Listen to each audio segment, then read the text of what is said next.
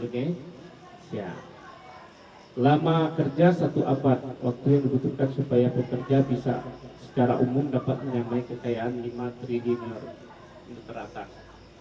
Jadi kalau kamu ingin jadi triliuner yang 5 tadi itu, butuh waktu kerja 1 abad. Cukup ilmu 1 abad. Nah, ketimpangan pencapaian si kaya dan si miskin. 6 tahun versus 133 tahun. Ini apa? Perbandingan lama munculnya quadrillion. Aduh, ketepatan ini. Pertama di Indonesia dan durasi pengentasan kemiskinan. Untuk menghadirkan quadrillioner itu 6 tahun. Untuk mengentaskan kemiskinannya itu waktu 133 tahun.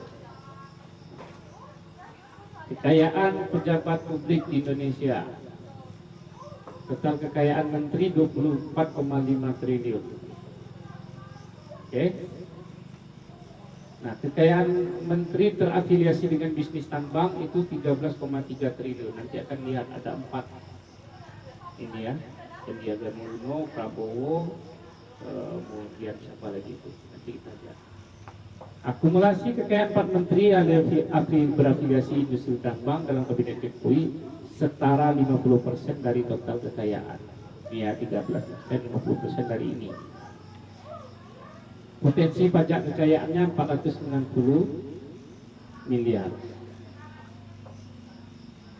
Kenaikan kekayaan Jokowi. Nah, kenaikan total kekayaan Jokowi sejak menjabat 2014 dari 33,4 miliar. 2023 kekayaannya jadi berapa? 95,82 miliar. Barangnya itu di balian kerupuk penuh kasta, tak? Tidak cukup. Sasaran redistribusi tanah Prabowo 200 unit jumlah unit petani. Lama kerja, waktu yang dibutuhkan oleh anak muda untuk bekerja agar memiliki kekayaan setara dengan Fufu Fafa. Atau salah. Setara dengan Gibran Raka Buming Raka. Dengan asumsi gaji konstan sebesar 15 juta per bulan. Jadi kalau gaji Anda 15 juta per bulan, Anda butuh waktu 142 tahun untuk bisa selevel dengan kekayaan si Gibran, yang sebentar lagi jadi wakil presiden. Kalau kayak gitu, kalau kekayaannya naik 186%, tambah lagi lah naik tahunnya nih 2 abad kita bisa ngejar kekayaannya. Indonesia dijajah 3,5 abad kan, untuk ngajar kekayaan si Gibran butuh waktu 2,5 abad pula. Bercanda Indonesia ini nak. Potensi alokasi pajak kekayaan dari 50 orang super kaya. Jadi kalau diambil pajak dari orang super kaya tadi itu, bisa bangun rumah sebanyak 339.836. Bisa memberikan makan siang gratis selama setahun penuh untuk berapa orang? 15 juta lebih. Bisa ngasih jumlah sapi premium bisa dibeli sebanyak 3,8 juta. Ini dari pajaknya aja nih. Belum dari harta sembunyinya. Rumah tangga terdampak kerugian konflik agraria bisa dapat 13 juta. Bisa menghasilkan daya listrik 1,54 gigawatt. Gigal. Apalagi subsidi pupuk ke petani 36,2 juta ton. Bisa bangun 3 provinsi. 96 juta jumlah pekerja penuh waktu yang dapat digaji 1 tahun dengan membagi kekayaan 50 triliun. Itu dari pajaknya saja.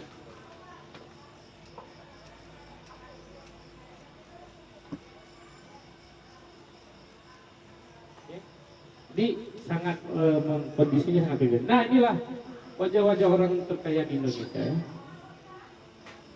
Kita perbesar sedikit. Nah, iya Allah ya Rabbi, mana non orang Minang di situ Pak? Enggak tuh.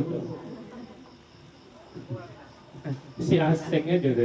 Nah, pada umumnya mereka ini yang kaya-kaya di Indonesia ini cari duit di Indonesia, tinggalnya di Singapura.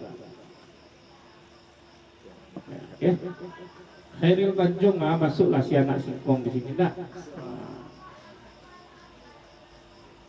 Ada yang namanya Bambang, ada Coro Wibowo adalah.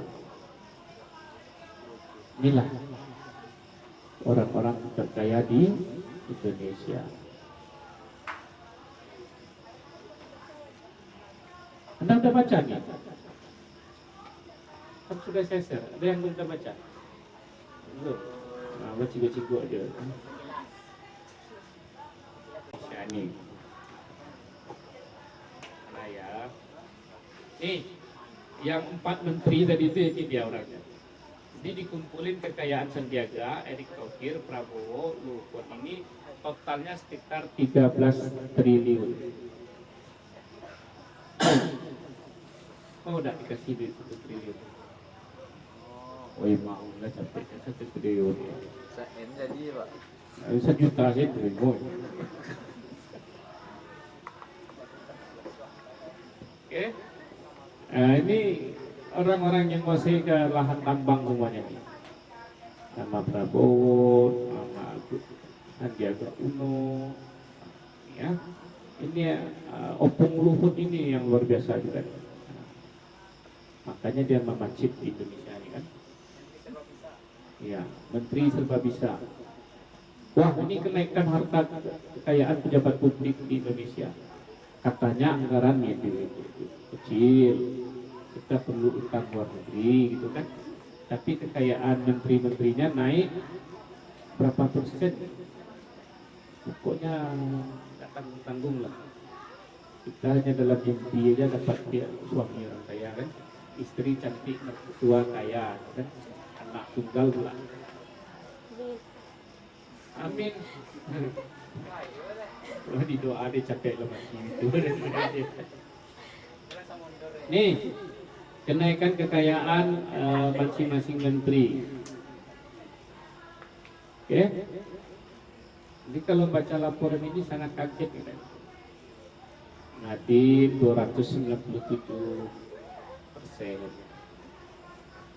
Itulah kayu tambah kayu Jona. Pak Jokowi 75,12% dari 2019 ke 2023. Enggak ada yang tidak bertambah kekayaannya, naik semua. Naik semua. Itu orang-orang penting di Kementerian Agama. Ayolah nama beliau Gus Yakub. Naik juga kekayaannya kan. Oh, yang minus atau minus nih? Oh enggak. Oh naik atau yang minus ya Erick Thohir minus 0,55. Agus Gumiwang Kartasasmita. Nah, ini yang agak yang minus. Nah ini kondisi dari ini orang terkaya tadi kan.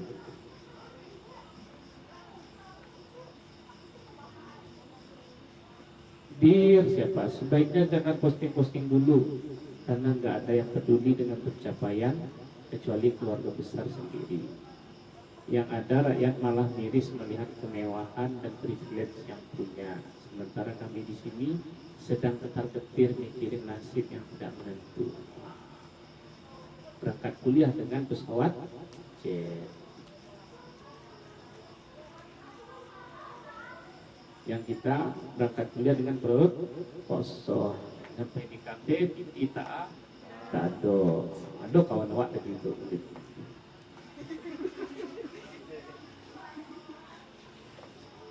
Oke, ini kondisi laporannya. Jadi kita bisa melihat bagaimana ketimpangan ekonomi terjadi di Indonesia itu semakin hari semakin melebar terus.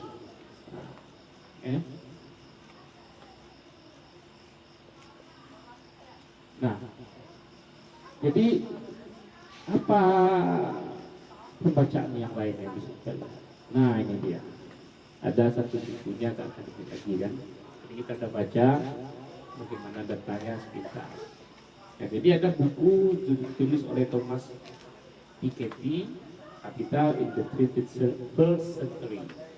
Jadi tesis utama buku ini sederhana aja, untuk melihat ketimpangan distribusi kekayaan tadi cukup dilihat return on capital sama rate of economic growth. Return on capital itu laba yang diperoleh oleh korporasi. Okay. Economic growth bagaimana pertumbuhan ekonomi suatu negara. Nah, kondisinya itu R lebih besar dari G. R lebih besar, return on capitalnya lebih besar daripada government economic growth dalam suatu negara. Nah, itu kondisi tersebut menunjukkan adanya konsentrasi kekayaan yang terfokus pada orang-orang kaya saja. Nah, ketimpangan di Indonesia itu lebih buruk daripada di Cina. Indonesia warna hijau ya. Nah, ini dari tahun 1920. Wah, awal abad 20 ini penelitian ini. Nah, terjadi ketimpangan. Oh, ini agak sempat menurun di tahun 1980-an ya. Kenapa? Karena waktu itu lagi booming minyak. Booming minyak, orang banyak menikmati bonus ekonomi pada saat itu. Tapi lambat-lambat naik lagi. Naik terus. Sempat turun, kemudian naik lagi. Itu kondisi ketimpangan ekonomi di Indonesia. Cenderungannya apa? Naik. Simpulannya, nah, jadi kita tidak lama-lama kemarin evaluasi, kita diskusi tapi jangan sampai tengah malam. Ketimpangan ekonomi di Indonesia semakin memburuk. Pada saat yang sama, tata kelola pemerintahan cenderung otoriter, cenderung anti demokrasi. Ya, banyak case yang bisa kita lihat bagaimana di akhir-akhir periode Presiden Jokowi terjadi banyak malpraktik yang melanggar etika. Ya, kalau dilihat orang hukum mengatakannya apakah itu melanggar hukum? Yes, tentu tidak. Tapi dari konteks etik seperti apa? Nah, padahal kita tahu di atas hukum ada etika. Hasilnya kita semakin jauh dari tujuan bernegara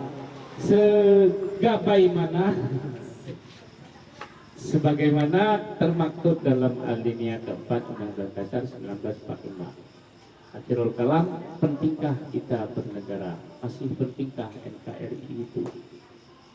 Ya, ya mungkin akan jawab penting, bla bla bla bla bla bla. Tapi kondisi kita semakin seperti ini. Oke, terima kasih. Demikian untuk mantik yang mantan kaji, mengembang lagi lah, mantan kaji lah. Ini kita diskusi deh.